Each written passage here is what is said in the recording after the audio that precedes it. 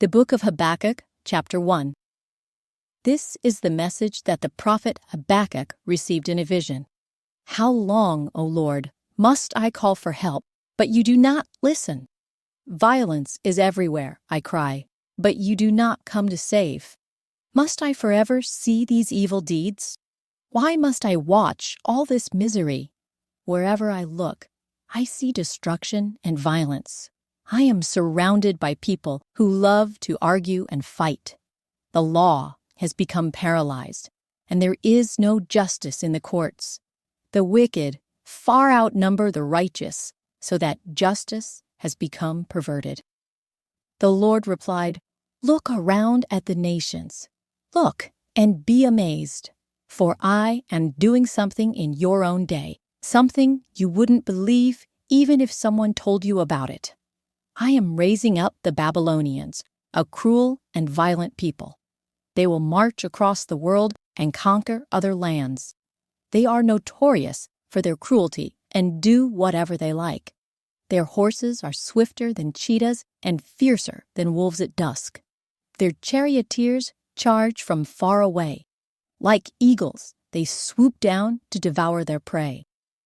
On they come, all bent on violence.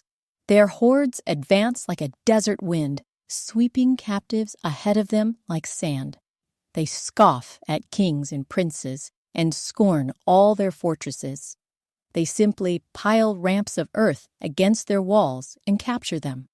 They sweep past like the wind and are gone. But they are deeply guilty, for their own strength is their God.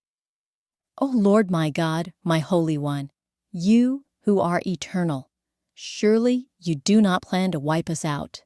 O Lord, our rock, you have sent these Babylonians to correct us, to punish us for our many sins. But you are pure, you cannot stand the sight of evil. Will you wink at their treachery? Should you be silent while the wicked swallow up people more righteous than they? Are we only fish to be caught and killed? Are we only sea creatures that have no leader? Must we be strung up on their hooks and caught in their nets while they rejoice and celebrate? Then they will worship their nets and burn incense in front of them. These nets are the gods who have made us rich, they will claim. Will you let them get away with this forever? Would they succeed forever in their heartless conquests? Habakkuk, chapter 2. I will climb up to my watchtower and stand at my guard post. There, I will wait to see what the Lord says and how he will answer my complaint. Then the Lord said to me, "Write my answer plainly on tablets, so that a runner can carry the correct message to others." This vision is for a future time. It describes the end, and it will be fulfilled. If it seems slow in coming, wait patiently, for it will surely take place. It will not be delayed. Look at the proud. They trust in themselves, and their lives are crooked. But the righteous will live by their faithfulness to God. Wealth is treacherous, and the arrogant are never at rest. They open their mouths as wide as the grave, and like death, they are never satisfied. In their greed, they have gathered up many nations and swallowed many peoples. But soon their captives will taunt them. They will mock them, saying, "What sorrow awaits you thieves? Now you will get what you deserve. You've become rich by extortion, but how much longer can this go on?" Suddenly, your debtors will take action.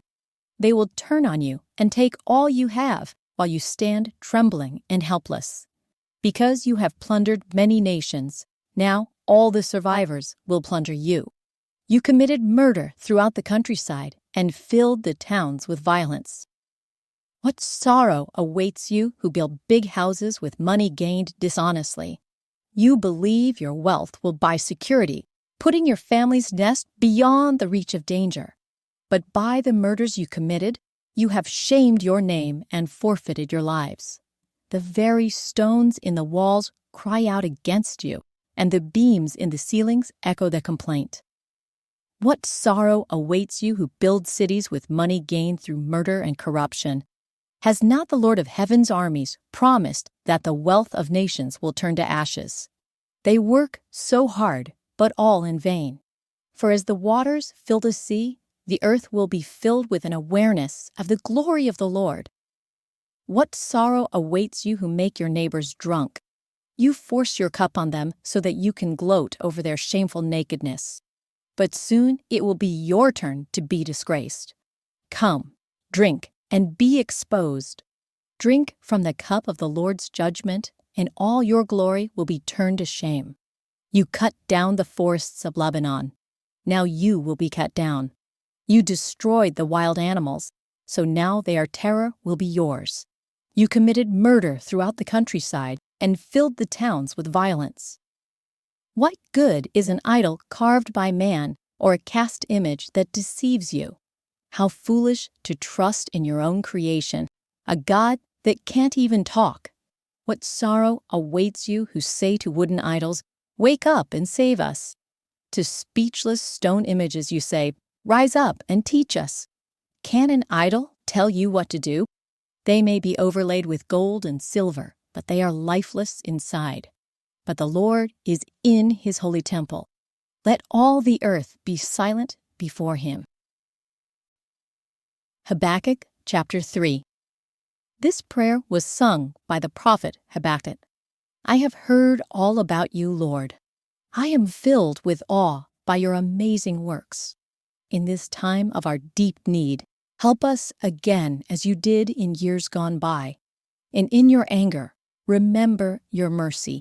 I see God moving across the deserts from Edom, the Holy One coming from Mount Paran. His brilliant splendor fills the heavens, and the earth is filled with his praise. His coming is as brilliant as the sunrise. Rays of light flash from his hands, where his awesome power is hidden. Pestilence marches before him. Plague follows close behind.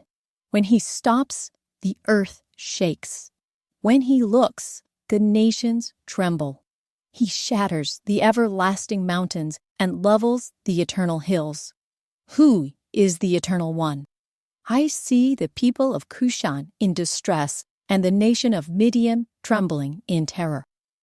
Was it in anger, Lord, that you struck the rivers and parted the sea? Were you displeased with them? No, you were sending your chariots of salvation. You brandished your bow and your quiver of arrows. You split open the earth with flowing rivers. The mountains watched and trembled. Onward swept the raging waters. The mighty deep cried out, lifting its hands in submission. The sun and moon stood still in the sky as your brilliant arrows flew and your glittering spear flashed.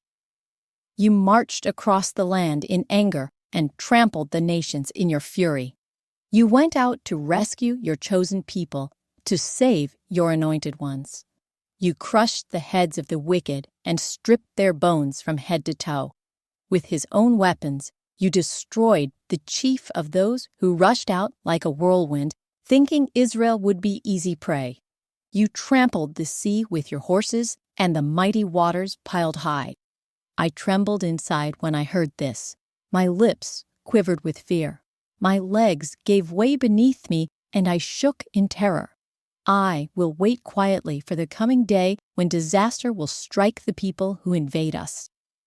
Even though the fig trees have no blossoms and there are no grapes on the vines, even though the olive crop fails and the fields lie empty and barren, even though the flocks die in the fields and the cattle barns are empty, yet I will rejoice in the Lord.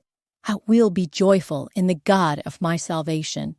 The sovereign Lord is my strength. He makes me as sure-footed as a deer, able to tread upon the heights.